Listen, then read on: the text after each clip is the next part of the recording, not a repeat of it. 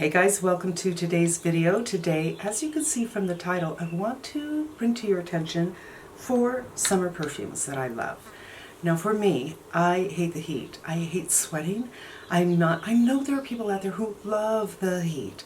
Love it. They live for it. It energizes them. For me, it's the opposite. It saps my energy. It makes me feel horrible. I'm a very efficient sweater. Let's say that. The minute my body temperature goes beyond its comfort zone, my entire body is sweating, like I'm about to right now, just from putting my hair down. So that's going back up. So I like to break down my summer fragrances into 2 groups. One, something that just makes me feel cooler, makes me feel like, okay, I'm not going to be sweating, or this in my head makes me feel cooler, and maybe I'm bringing down my body temperature. I don't know. And the other group is full on, do not fight it, tropical jungle, huge florals. We're not doing that one today. I feel much better. So what we're doing are the things that make me feel cooler, that I really, really am grateful for. And all of these, to varying degrees, I think of as unisex, but the first 2, 100% unisex. So let's get into it. So the first one is COSSIS. I just finished this. Well, there's a little bit left in this. And, well, okay, I bought this last year. I don't know why I started using it before I finished this, because there are a couple of squirts left in here. But this was created by Olivia Jacobetti, who's one of my favorite perfumers. And perfume is very different than makeup. Like makeup, there's a part of, I want to like it because it's coming from Natasha Denona or Pat McGrath. Do you know what I mean? With perfume, people aren't really aware of who the perfumers are. And they just, spray on the perfume and decide if they like it or not. And I'm that way with perfume, absolutely. I'm not like, oh, it's from this person, I want to like it. But I have found over and over and over again, many of my favorite perfumes were created by Olivia Jacobetti. But she didn't do it alone, she did it with a guy named Rami, and I cannot read this. Put it right down here. And it was made in 2004 for the very famous hotel that I have never been to, called Hotel COSSIS. Now, the ingredient lists are different depending on where you're going. Some say juniper berry, some don't. Some say rosewood, some don't. So I'm going to give you everything. Juniper berry, laurel, lavender, coriander seed, white pepper, rose, incense, wood, and musk. Now, I don't get rose from this. Now, I've already sprayed something on, so I don't want to spray this on myself, but you can spray the cap to get a very good sense of what's going on. For me, I'm getting lavender, and that's why I think this is really unisex. Lavender is commonly used in men's colognes that fall under the category of, I can't pronounce it, fougere, and I hate them. Hate them, hate them, hate them. I love lavender on a plant.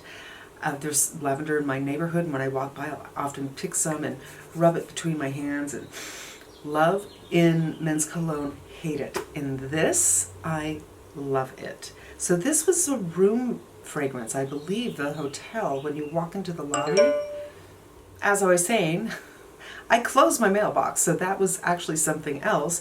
As I was saying, you walk into the lobby and you smell this, and I guess afterwards they decided, let's do candles and let's do perfume. I'm not 100%. Candles could have come out at the same time, but the perfume was secondary, as I recall, because people asked for it.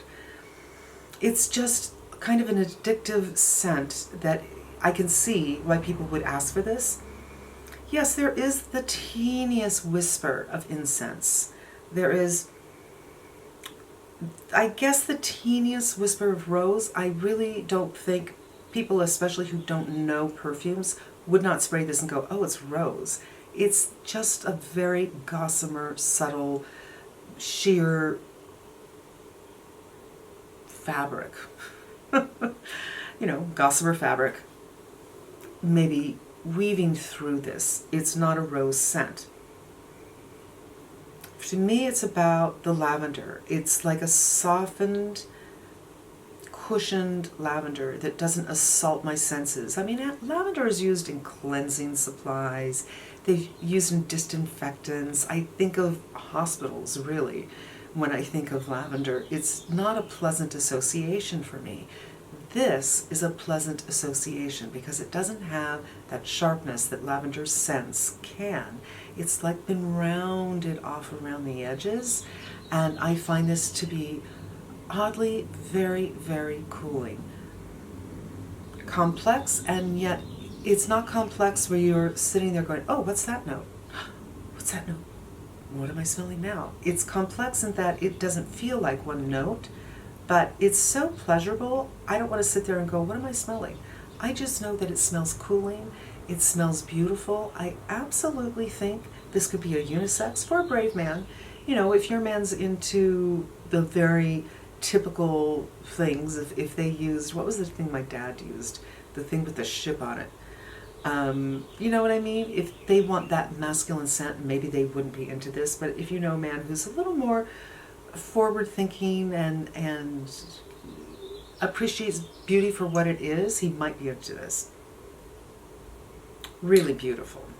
And that is COSSIS.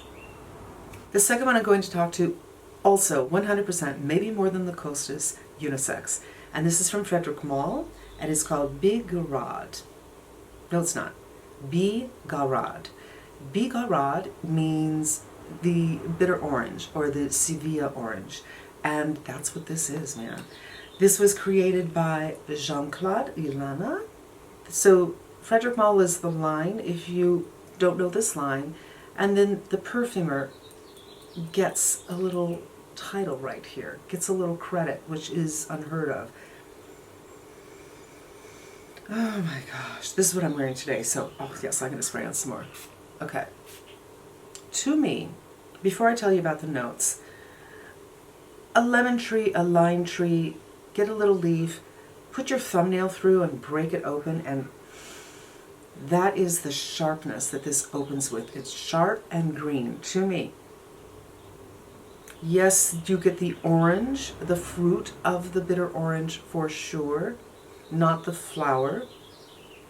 Which the fruit, by the way, the fruit of a lemon tree and an orange tree and all that kind of stuff and the flower are completely different. I saw somebody say, oh, this is orange flower, but it doesn't smell like oranges, because they're not the same thing. One's a flower, one's a fruit. They don't smell the same. But this doesn't have any floral in it. To me, it is, yes, I get the orange, but I get that bitter sharpness from the leaf. Now, this is what they say. This came out in 2002, and there's hardly any notes here at all. Invigorate essence, hespertic notes, rose, again, I'm not getting rose in there, hay, and cedarwood. They're saying that is embellished with cardamom and pink pepper on the woody base of hay and cedar. I love cardamom. Maybe that's part of the reason I love this so much. I can't say I'm getting cardamom, but it's very possible there is cardamom in here as well. And again, it's another thing, what the notes are depend on what site you go to.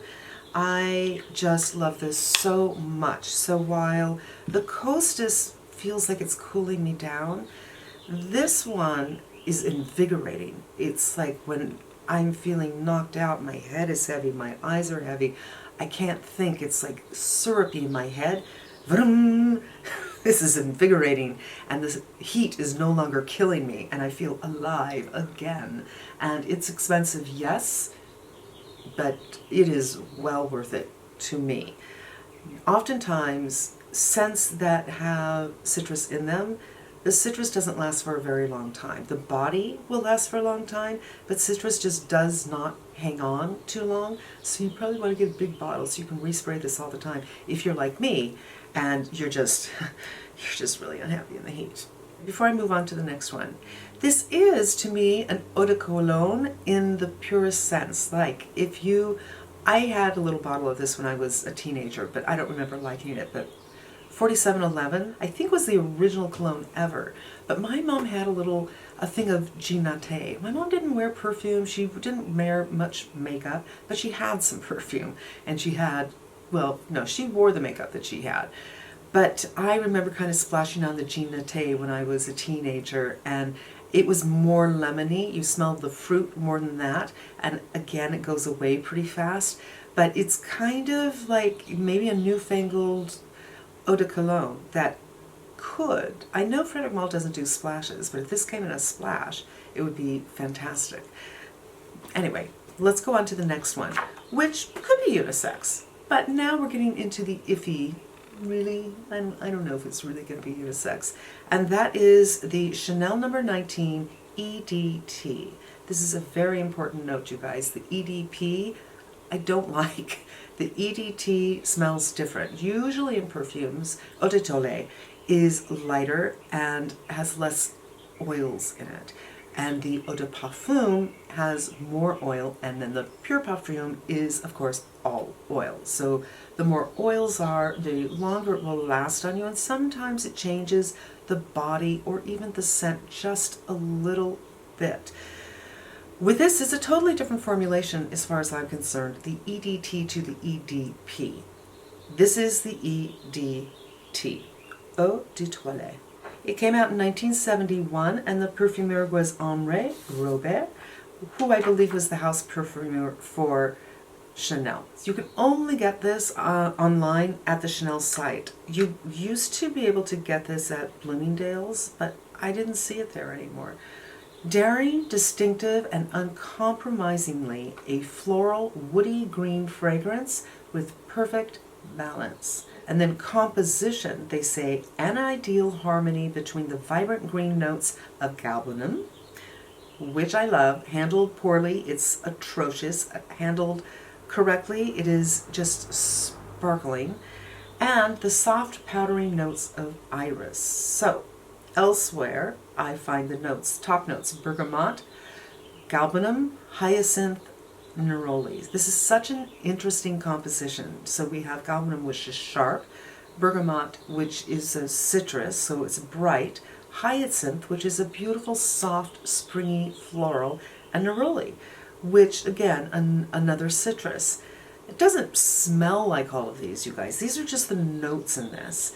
The heart notes, iris, jasmine, lily of the valley, narcissus, rose, and ylang ylang. So while we open with some brightness of the citrus, the softness of the hyacinth helping to round out that galbanum, the heart notes are floral, but it doesn't smell like a floral. It's like, oh yes, there's definitely a heart of floral in here, but you don't say, did a bouquet just walk into this room? It's a beautiful balance. It really, really is. It's very unusual. It's not the kind of thing that is in fashion right now, but it is distinctive and people will remember you. And if that's important to you, and honestly that's important to me, you know, they'll remember you for your scent. Oh, I remember once, okay, the next perfume, I'm going to tell you about something. So the base notes are oak moss, leather, musk, sandalwood, and cedar. That sounds really heavy, but it's not. It's really not. And of course it's not real oak moss because of Afro. So this is just a lovely, I'm going to spray it into the air. Wait, you know, I wonder how it would work with the Malle. Yeah, that galbanum, freaking love it. Love it. So it's green, it has a sharpness, but it's not too sharp because there are florals that round that out a little bit, whereas this one is very invigorating and citrus and very sharp, like the leaf of a citrus tree. This one, it is a little bit more floral. There is some leather. There is this lovely ganache of these florals together, so nothing stands out in particular. And that is a Chanel number 19 EDT. And finally, I want to talk about something that you can actually still find. It's been out forever and it has changed. This is the bottle, my original bottle. This is Paco Rabanne Eau de Calandre, Paco Rabanne. I have another bottle. It's probably a different formula. I was wearing these, I think I was 20. And I probably wore it for about a year. But I was the kind of person who I only wore one perfume at that time. So I would oftentimes think, oh, let me get another bottle. If I like something, I would just get another bottle automatically. So this bottle's quite old. And this is a splash bottle, but I have a spray bottle as well. Some people say it has aldehydes in it. Aldehydes has a very distinctive, not only smell, but nature about it, and I don't get that here. And also, this is about 30 years old, or more, OMG, more than 30 years old, and usually when aldehydes turn, they have a very distinctive sour scent that you kind of have to hold your nose and wait for the first 10 minutes of your perfume to pass, and then the aldehydes fade away, and then you get to your body. So I don't feel like this is aldehydic. Yeah, I can't say that wrong. Let me read you a little bit about it. Paco Rabanne Calandra, 1969, Michael High, or it could be Michel High, because French after all, right? Top note, bergamot, galbanum. So notice galbanum's in a lot of these because it's very sharp and green, and it can be invigorating and cooling. Heart notes, rose, jasmine, geranium, orris. Orris is the root of iris, lily of the valley, and hyacinth. Base, sandalwood, vetiver, oak moss, amber, and musk. These guys all have things in common, and yet it's all in the composition. It's not just the ingredients, it's how much of what, how they put them together, how they're kind of arranging the chairs behind the scenes. So this is going to come forward first, this is going to balance this out. Even though these two have very similar ingredients, they smell completely and totally different. And this is another one that's very distinctive. So yes, this is the story I wanted to tell you. I was working somewhere, and one of the higher up guys had said to me, he didn't mention to me, he said, "You're wearing Calandra." I'm like, yeah. I mean, boom, my mom wears that. Which didn't make me feel old because I was probably 20. You know what I mean? But it's a distinctive scent. People know that scent. And I think, honestly, when I think about it, all of these scents are elegant. Every single one of them. They're elegant in different ways. But, you know, if you're going to the Mediterranean for the summer, yeah, that's what I picture. You know what I mean?